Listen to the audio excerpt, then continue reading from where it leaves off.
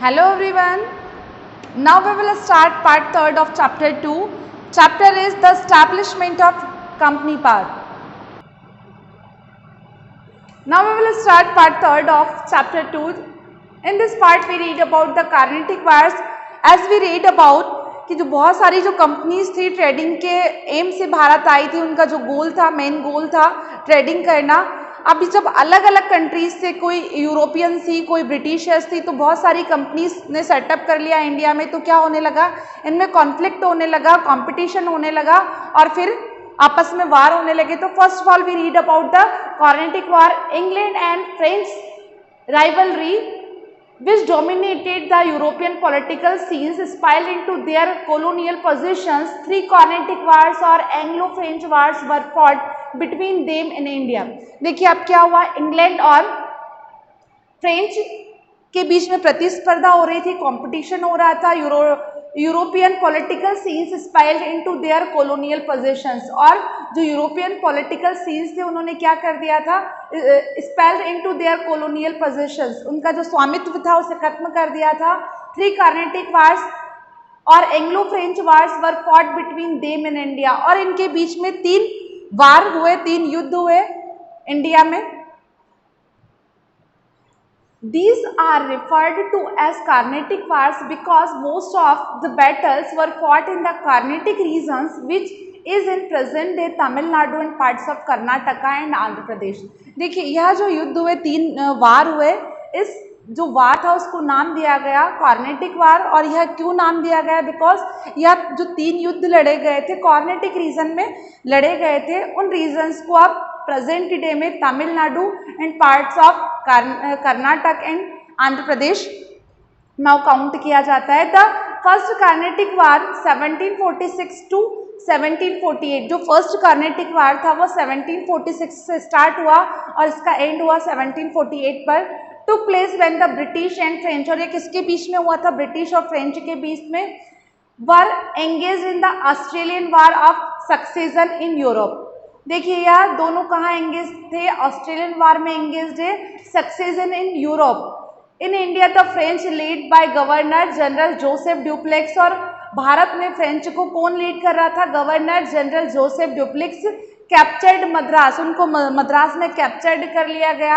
अब British settlement while the British attacked Puducherry. अब क्या हुआ, मद्रास में किसका सेटलमेंट हो गया, ब्रिटिश का सेटलमेंट हो गया, while the British attacked Puducherry, और ब्रिटिश ने किस पर अटैक कर दिया, पुदुचेरी पर।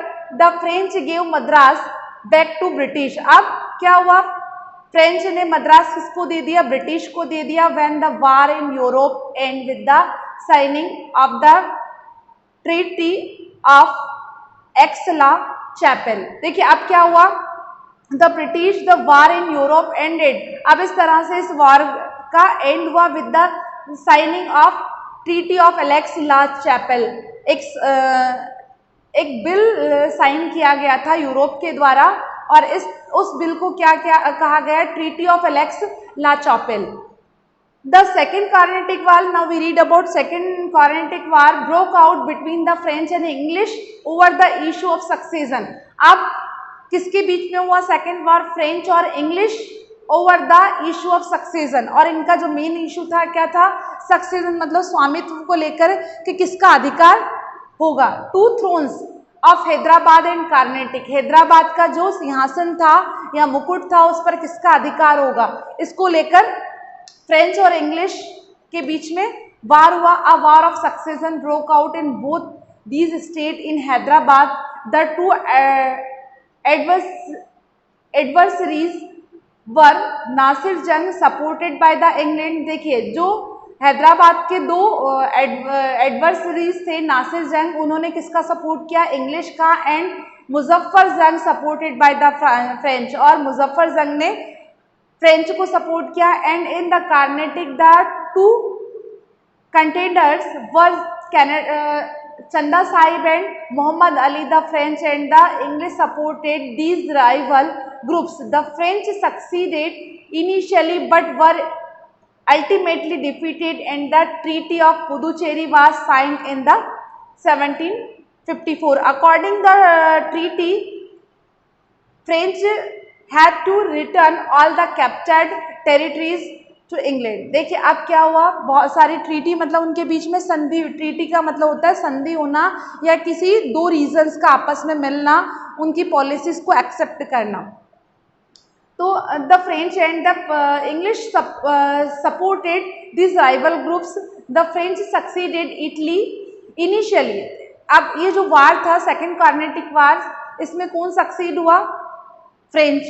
But were ultimately defeated and the treaty of Puducherry. लेकिन ये अल्टीमेट डिफीटेड, अंत में इनकी हार हुई।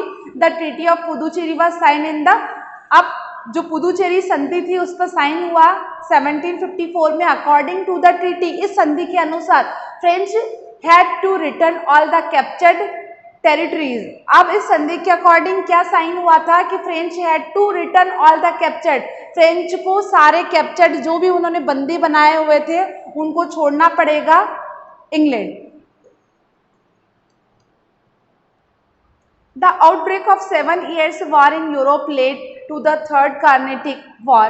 अब देखिए क्या हुआ, थर्ड कार्नेटिक वॉर स्टार्ट हुआ 1756 से 1763 तक इन इंडिया। इंडिया में between the English and the French, वापस से इंग्लिश और फ्रेंच के बीच में वार हुआ। The British captured the French coast of Chandernagore, now Chandanagar, and defeated the French army in the battle. अब क्या हुआ, फिर से इन्होंने कैप्चर कर लिया, किसको? चंदेर नागौर को कैप्चर कर लिया और defeat the French army in the battle of Bandiwash in 1760। 1760 में इन्होंने फ्रेंच आर्मी को हरा दिया। द वार एंडेड इन 1763 और इस युद्ध का जो अंत है वह 1763 को हुआ with the signing of the treaty of Paris. और किसके साथ हुआ? एक संधि हुई इनकी, treaty of Paris.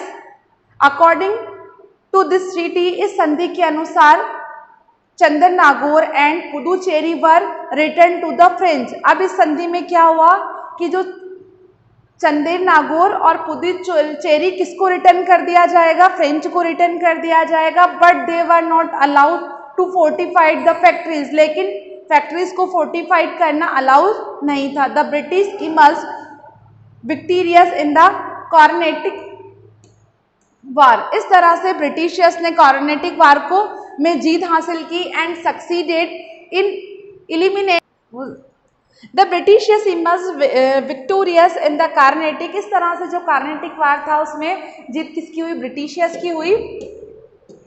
And succeeded in eliminating her main rival. देखिए उनका जो मेन उद्देश्य क्या था?